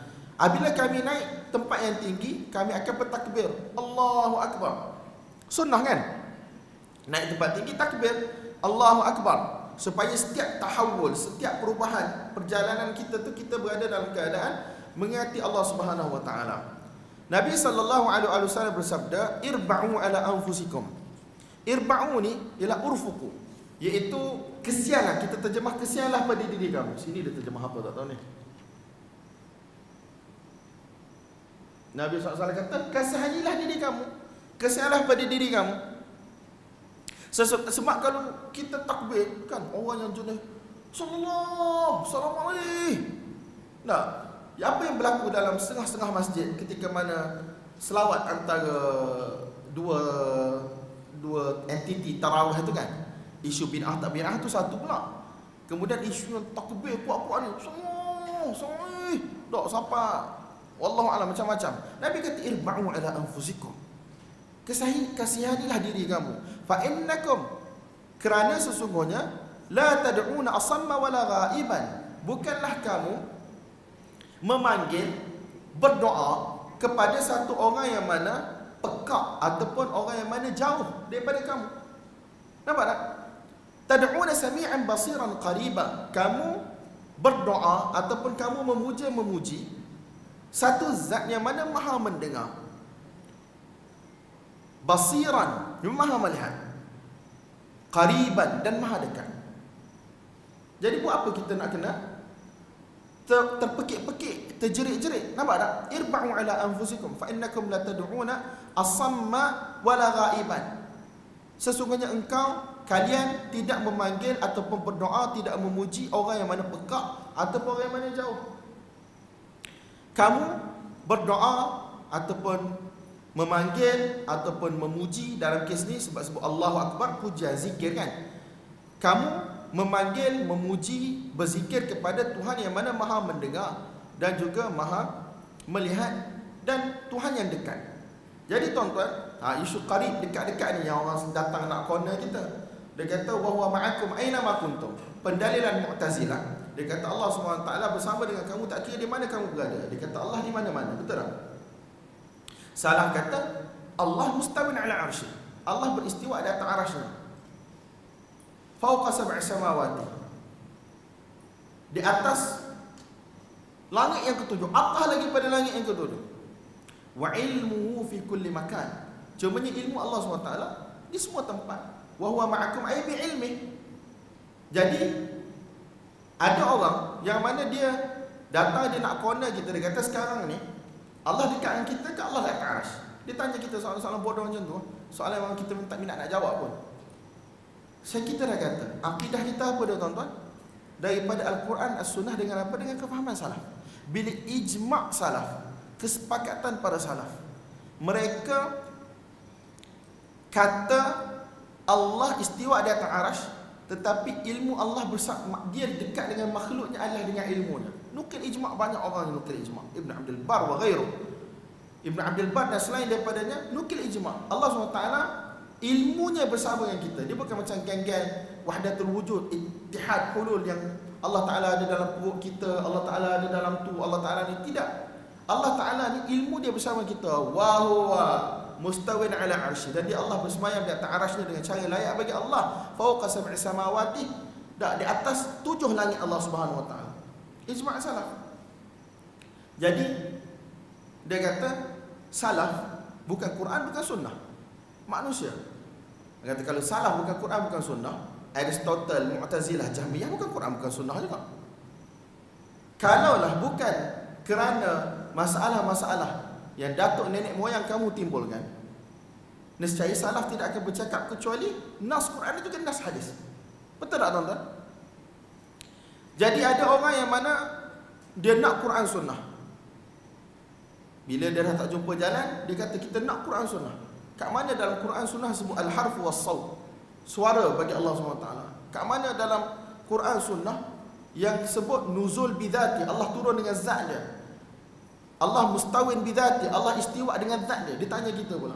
Habis takwilan kamu, percakapan kamu yang mengikut falsafah mati yang melampau-lampau tu, di mana di Quran sunnah? Dia nak ilzam kita, dia nak corner kita. Kita dah bagi tahu, kaedah kita mudah tuan-tuan. Beriman dengan apa yang ada dalam Alkitab, beriman dengan apa dalam As-Sunnah, dengan apa tuan-tuan? Dengan kefahaman salaf. Kefahaman salaf salih, ahli sunnah wal jamaah. Tuan-tuan, haula puak-puak ni kadang-kadang kita pelat. Bila dia ajak kita kepada fiqh, dia kata apa? Kita nak ikut imam-imam mazhab.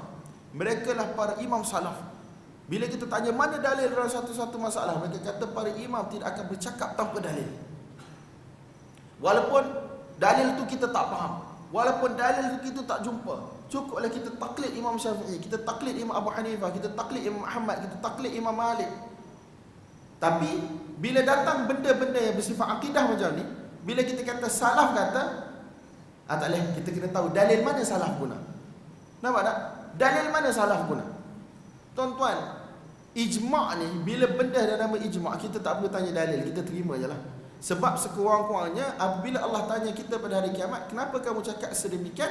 Kami cakap sebab para imam yang engkau telah lantik mereka, engkau telah jadikan mereka ini sebagai pemelihara wahyu di bumi, yang kamu jadikan mereka sebagai ikutan, qudwah.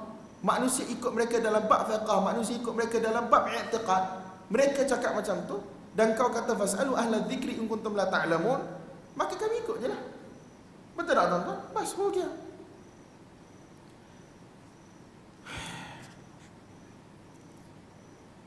Kemudian Nabi SAW datang bertemu dengan aku, dan aku sedang cakap dalam diri aku. Tengok, aqulu fi nafsi.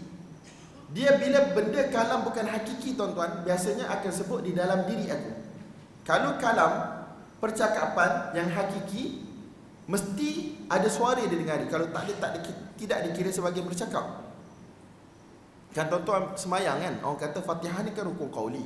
Kalau tuan-tuan duduk Allahu Akbar, tuan-tuan baca dalam hati, tuan-tuan dikira baca ke tak dikira baca? Tak ada.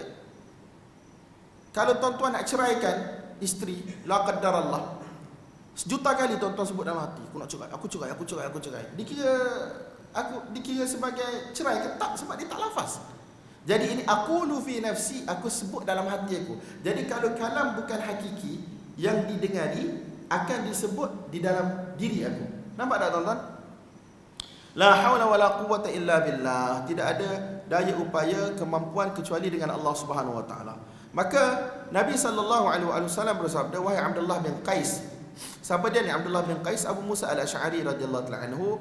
Nabi SAW bersabda, sebutlah la haula wala quwwata illa billah, iaitu perbanyakkanlah sebut la haula wala quwwata illa billah. Kenapa? Zikir tersebut, ucapan tersebut adalah salah satu perbendaharaan daripada perbendaharaan syurga. Ataupun perawi kata Nabi SAW bersabda, hendakkah aku tunjuk kepada engkau kepada satu perbendaharaan daripada perbendaharaan syurga, iaitu la haula wala quwwata illa billah. Kenapa dah tuan-tuan? Maksudnya pahala daripada zikir tersebut akan dapat pahala yang besar dalam syurga nanti. Wa bi qala hadatsana Yahya bin Sulaiman qala hadatsani Ibn Wahb qala akhbarani Amr an Yazid an Abi al-Khair annahu sami'a Abdullah bin Amr radhiyallahu ta'ala anhuma anna Abu Bakr as-Siddiq radhiyallahu ta'ala anhu qala lin Nabi sallallahu alaihi wasallam, ya Rasulullah, 'allimni du'aan ad'u bihi fi salati. Qala qul Allahumma inni zalamtu nafsi zulman katsira wa la yaghfiru dhunuba illa anta faghfir li min 'indika maghfiratan innaka antal ghafurur rahim. As-Siddiq al-Akbar Abu Bakar radhiyallahu anhu berkata kepada Nabi sallallahu alaihi wasallam, "Wahai Rasulullah, ajarlah kepada aku satu doa untuk aku berdoa dengan doa tersebut di dalam solatku." Maka baginda Nabi sallallahu alaihi wasallam bersabda, "Wahai Abu Bakar, sebutlah, wahai Allah, Allahumma, wahai Allah, inni zalamtu nafsi zulman katsira, sesungguhnya aku telah menzalimi diri aku dengan kezaliman yang banyak." Dalam setengah riwayat zulman kabira, iaitu dengan kezaliman yang besar. Dan sesungguhnya tidak ada yang boleh mengampunkan dosa-dosa kecuali Engkau, wahai Allah. Maka ampunkanlah untuk aku, ataupun ampunkanlah aku dengan satu keampunan daripadamu. Sesungguhnya Engkau adalah Tuhan yang Maha Pengampun dan Tuhan yang Maha Pengasih. Dia punya kaitan hadis ini dengan tajuk bab ialah bila berdoa, terutamanya la tajhad bisalatika, katakan dalam ayat Quran, jangan engkau macam baca kuat sangat dan janganlah kamu baca terlalu slow. Jadi kalau Abu Bakar radhiyallahu anhu dia baca pertengahan. Tak. Kalau kita ni tuan-tuan pertengahan duduk dalam satu kawasan, kita tak dengar dah. Katakan Abu Bakar radhiyallahu anhu solat kat sana. Kalau dia baca terlalu slow, kita tak dengar. Terlalu kuat mungkinlah kita dengar, tapi kalau pertengahan kita tak dengar juga. Tetapi Allah SWT akan dengar. Nampak tak? Allah SWT akan dengar.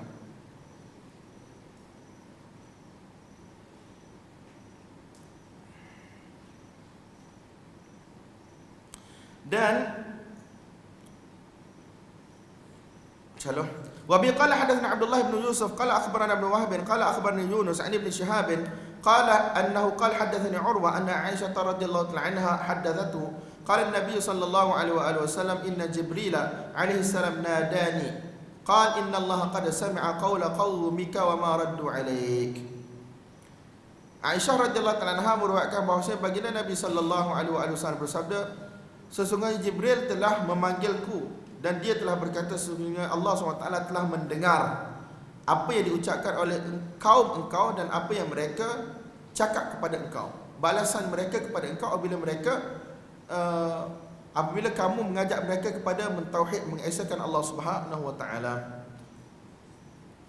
Bab qaulillahi ta'ala qul huwal qadir, bab firman Allah Subhanahu wa taala, sebutlah wahai Muhammad, sesungguhnya dia adalah Allah Subhanahu wa taala yang Maha berkuasa. Jadi Al-Qadir isim, nama bagi Allah, menunjukkan kepada zat dan dalam masa yang sama menunjukkan kepada sifat kudrahnya Allah Subhanahu wa taala. Wa bi qala hadatsani Ibrahim bin al-Mundhir qala hadatsana Ma'in bin Isa qala hadatsana Abdul Rahman bin Abi al-Mawali qala sami'tu Muhammad bin al-Munkadir yuhaddithu Abdullah bin al-Hasan yaqul akhbarani Jabir bin Abdullah as-Salami radhiyallahu anhu qala kana Rasulullah sallallahu alaihi wasallam yu'allimu ashabahu al-istikharata في الأمور كلها كما يعلم السورة من القرآن يقول إذا هم أحدكم بالأمر فليركع ركعتين من غير الفريضة ثم ليقول اللهم إني أستخيرك بعلمك وأستقدرك بقدرتك وأسألك من فضلك فإنك تقدر ولا أقدر وتعلم ولا أعلم وأنت علام الغيوب اللهم فإن كنت تعلم هذا الأمر ثم يسميه بعينه خيرا لي في عاجل أمري وآجله قال أو في ديني ومعاشي وعاقبة أمري فاقدره لي ويسره لي ثم بارك لي فيه اللهم إن كنت تعلم أنه شر لي في ديني ومعاشي وعاقبة أمري أو قال في عاجل أمري وآجله فاصرفني عنه واقدر لي الخير حيث كان ثم رضني به. Tuan-tuan, Jabir bin Abdullah radhiyallahu anhu beliau mengatakan bahawa baginda Nabi sallallahu alaihi wasallam telah mengajar para sahabatnya al-istikharah, iaitu meminta petunjuk daripada Allah Subhanahu wa taala pada setiap urusan, fil umuri kulliha, pada setiap urusan. Nak beli iPhone, istikharah. Nak sambung belajar, sepatutnya tak payah istikharah lah, cuma kena istikharah tempat mana nak pergi. Sambung belajar benda baik, istikharah apa-apa. Cumanya kat mana nak pergi, nak belajar bidang apa, nampak tak? Itu istikharah lah. Yu'allimu ashabahu al-istikharata fil umuri kulliha. Baginda Nabi SAW mengajar para sahabat untuk istikharah pada setiap urusan. Sebagaimana baginda Nabi SAW mengajar mereka surah daripada Al-Quran. Nabi SAW bila tunggu wahyu, mestilah Nabi akan sampaikan. Betul tak? Nabi akan panggil sahabat, wahyu telah turun, Nabi akan sampaikan, Nabi akan terangkan. Bersungguhnya Nabi sampaikan wahyu kepada para sahabat. Begitulah juga bersungguhnya Nabi SAW memberi peringatan kepada para sahabat supaya apa tuan-tuan? Supaya mereka melakukan istikharah, minta petunjuk daripada Allah Subhanahu Wa Taala sebelum melakukan sesuatu perkara. Cuma kebanyakan daripada kita tak hafal doa ni. Boleh tak kita istikharah? Kita reka ayat kita sendiri. Itu satu soalan yang saya tak pernah ada jawapan sampai sekarang. Nak hafal ni panjang ni tuan-tuan, bukan senang nak hafal ni. Jadi orang yang mampu dia hafal lah, dan dia kena faham lah apa yang dia hafal tu. Tapi saya rasa tak ada masalah kalau kita faham isi kandungan hadis ni, dan bila kita istikharah kita guna bahasa kita sendiri. Betul tak? Sebab ramai je kawan-kawan cakap dia tak solat istikharah sebab doa ni payah nak hafal. Wallahu alam. Jadi Nabi SAW bersabda, apabila seseorang dalam kalangan kamu ingin melakukan sesuatu, falyarka' rak'atain, hendaklah dia solat 2 rakaat yang kita selalu sebut sebagai solat istikharah min ghairil fariḍah. Ini bukan solat yang wajib, solat sunat. Dan mungkin ada orang kata ini juga ialah solat hajat, sebab Nabi tak pernah bagi tahu nama pun. Idza hamma ahadukum bil amri falyarka' rak'atain. Bila seseorang di kalangan kamu berniat untuk melakukan sesuatu, maka hendaklah dia rukuk dua rukuk, iaitu hendaklah dia semayang dua semayang. Hendaklah dia semayang 2 rakaat. Nanti orang kata kita literal pula. Geng-geng Wahabi ni dia Nabi suruh rukuk 2 rukuk, dia pergi rukuk 2 kali. Kami tak adalah sebodoh tu sangat. Nampak tak? Falyarka' rak'atan, hendaklah dia sembahyang 2 rakaat min ghairil fariḍah, dan sembahyang itu bukan sembahyang fardu pun. Dan kemudian hendaklah dia sebut, wahai Allah, sesungguhnya aku meminta, terjemah dia macam mana nak sebut? Meminta istikharah. Ya Allah, sesungguhnya aku memohon petunjuk. Aku memohon petunjuk pilihan yang tepat daripadamu. Sesungguhnya aku mohon petunjuk pilihan yang tepat daripadamu dengan ilmu engkau, dengan ilmu pengetahuanmu. Sebab Allah SWT maha mengetahui apa yang baik untuk kita, apa yang mudarat untuk kita. Jadi kita minta petunjuk dengan ilmu Allah SWT yang mana mengetahui segala sesuatu. Wa astaqdiruka biqudratik, dan aku minta kekuatan daripada engkau dengan kudrat engkau. Aku memohon kudrat dengan kudratmu. Maksud kita minta kekuatan. Allah SWT bestow upon us dengan kekuatan yang diberikan oleh Allah Subhanahu Wa Taala. Nampak tak? Kudrat Allah pun kita terjemah sebagai apa tuan-tuan? Sebagai kekuatan. Apa yang Allah bagi kepada kita pun kita namakan sebagai kudratnya. Tetapi kita boleh faham kudrat lah. Tetapi adakah kudrat Allah sama dengan kudrat kita? Tidak. Dan aku meminta kepada engkau, ya Allah, kelebihan-kelebihanmu. Sesungguhnya engkau maha mampu, aku tidak mampu. Engkau maha mengetahui, aku tidak mengetahui. Engkau adalah zat yang mana maha mengetahui berkaitan dengan perkara-perkara yang gaib. Wahai Allah, sesungguhnya jika engkau mengetahui, memang Allah tahulah satu-satu benda tu baik ataupun buruk. Kita tak perlu maksudnya Allah SWT memang tahu benda tu baik ataupun buruk. Fa in kunta ta'lam, ya Allah, jika engkau mengetahui. Bukan jika tu maksudnya Allah tahu tak tahu. Ya Allah, jika macam mana nak terjemah dia? Jika perkara ini, jika tu nisbahnya pada kita lah. Allah Ta'ala memang dia maha mengetahui. Jika engkau tahu bahawasanya, bukan jika engkau tahu ni macam Allah tak tahu pula. Kena tengok terjemah lah. Ya Allah, jika engkau mengetahui, sebiji macam saya punya terjemahan. Jika engkau mengetahui bahawa Allah memang dia tahu baik ke buruk. Terjemah dia, ya Allah, jika engkau letakkan kebaikan dalam benda ni, pilihan ini, barulah kita tak kata Allah tu tahu ke tak tahu ni. Fa in kunta ta'lam, ya Allah, jika engkau telah letakkan kebaikan pada benda ini. Nampak tak? Kemudian benda tu dia kena nyatakanlah. Oh, nak sambung belajar di universiti sekian-sekian, ataupun nak buat kerja sekian-sekian. Nak freelance ke, nak kerja kerjaan, nak kerja swasta ke, nak kerja kerjaan. Nah, jika lagi, fa in kunta ta'lam, jika engkau telah letakkan kebaikan dalam perkara ini. Kemudian dia namakanlah apa yang dia nak minta tu. Kebaikan pada perkara ini untuk diri aku pada masa sekarang dan pada masa akan datang. Maksudnya sekarang sampai masa akan datang, benda ni baik untuk aku. Engkau menetapkan benda ini kebaikan untuk aku.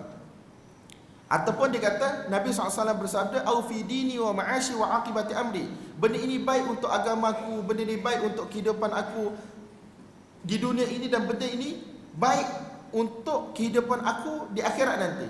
Faqdurhu li, maka kamu tetapkanlah yang untuk aku. Nampak tak?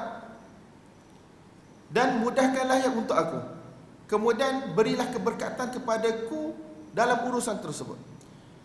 Wahai Allah, jika engkau telah jadikan urusan ini satu keburukan untuk aku, keburukan dalam agamaku, keburukan dalam kehidupan duniaku, keburukan pada hari kiamat untukku nanti, pada hari akhirat untukku. Ataupun dia kata, Nabi bersabda, fi ajili amri wa ajili, ataupun dia tak sure yang mana satu yang Nabi sebut. Jadi perawi dia bagi tahu, mungkin Nabi cakap macam ni, mungkin Nabi cakap macam ni, tetapi maksud dia fahamlah. Maksudnya kita nakkan kebaikan sepanjang kehidupan kita dunia akhirat. Kalau benda tu elok, Allah dah tentukan dia elok untuk kita, baik untuk kita dunia dan akhirat, maka minta semoga Allah mudahkan.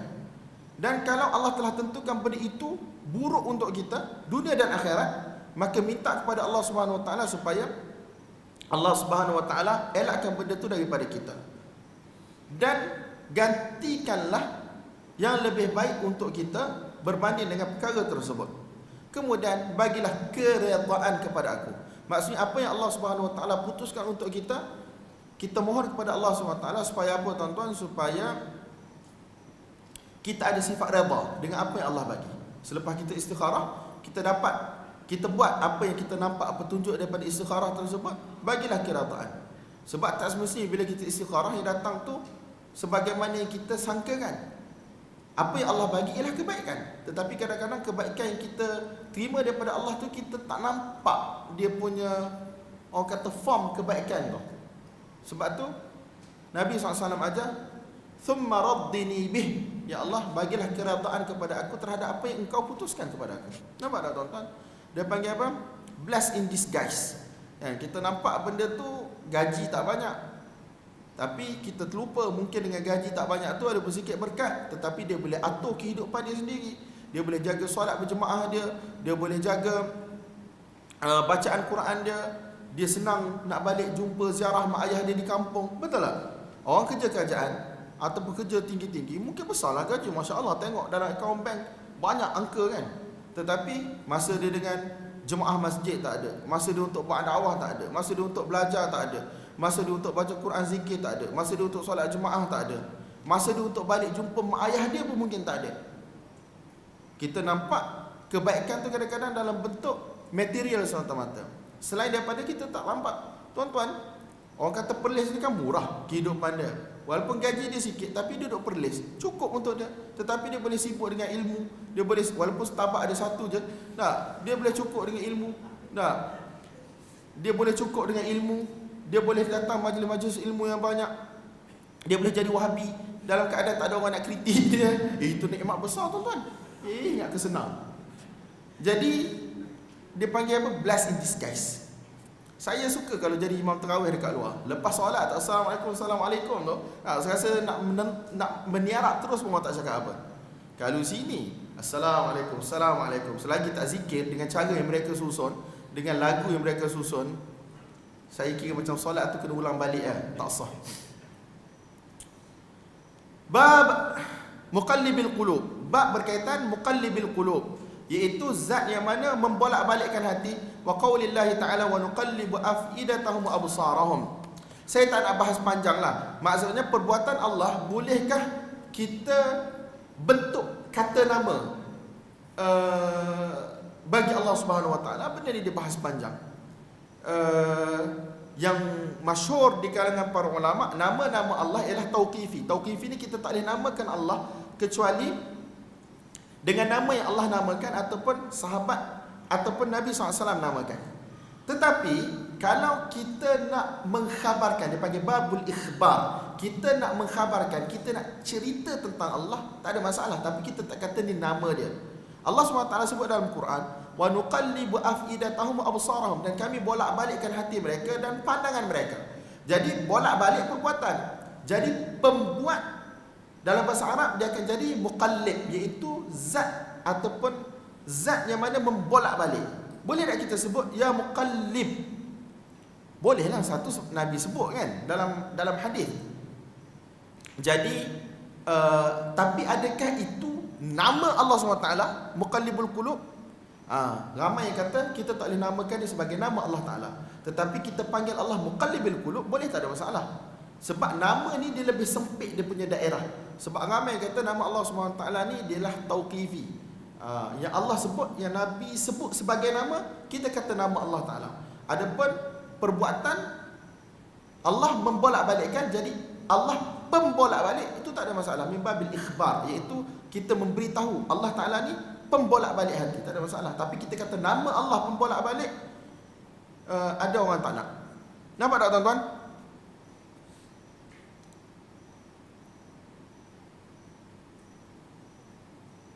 وبه قال حدثني سعيد بن سليمان عن ابن المبارك عن موسى بن عقبة عن سالم بن عبد الله رضي الله تعالى عنهما أنه قال أكثر ما كان النبي صلى الله عليه وآله وسلم يحلف لا ومقلب القلوب. Nampak tak? La wa muqallibil qulub.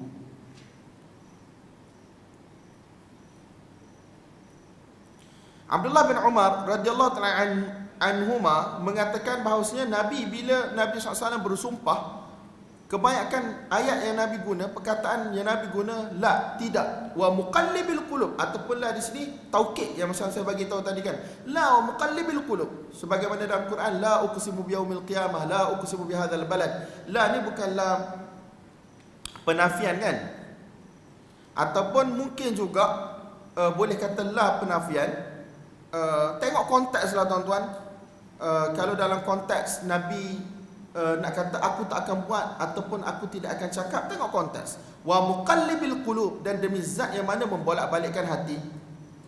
Bukan tak boleh sebut muqallibil qulub, boleh lah sebab Nabi sebut. Cuma perbahasan yang saya sebut tadi, adakah dia salah satu nama daripada nama-nama Allah SWT yang baik?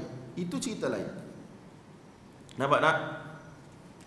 La wa muqallibil qulub, tidak. Dalam syarah dia kata aku tidak akan buat ataupun aku tidak akan sebut, demi Tuhan yang mana membolak-balikkan hati. Semoga Allah SWT tetapkan hati kita tuan-tuan di atas kebenaran. Kan antara doa Nabi SAW, ya muqallibal qulub kan, sabbit qalbi ala dinik, wa ya musarrifal qulub sarrif qalbi ala dinik. Lebih kurang gitulah dalam hadis tu. Jadi semoga Allah SWT tetapkan hati kita di atas Islam, di atas iman, di atas sunnah, walaupun apa yang orang cakap. Bab inna lillahi ma tasmin illa wahidan. Qala Ibn Abbas dzul jalal ay al-'azamah, dzul 'azamah, al-barru ay al-latif. Bab menyatakan bahawa Allah Subhanahu wa taala ada 100 nama kecuali satu, iaitu 99 nama lah. Ini tuan-tuan bukan orang kata limit bagi nama-nama Allah Subhanahu wa taala yang mulia, tidak. Tetapi dalam hadis ni Nabi SAW nak cerita tentang 99 je, fadilat 99. Dan 99 ni tuan-tuan datang riwayat dalam Tirmizi yang mana dia susun sebagaimana nasyid Asmaul Husna yang kita duk hafal tu lah. Tetapi susunan tersebut adalah bukan Nabi SAW yang susun, orang lain yang susun. Sebahagian perawi dia riwayatkan hadis tersebut sebagai seolah-olah itulah susunan daripada Nabi SAW. Tidak. Ibn Abbas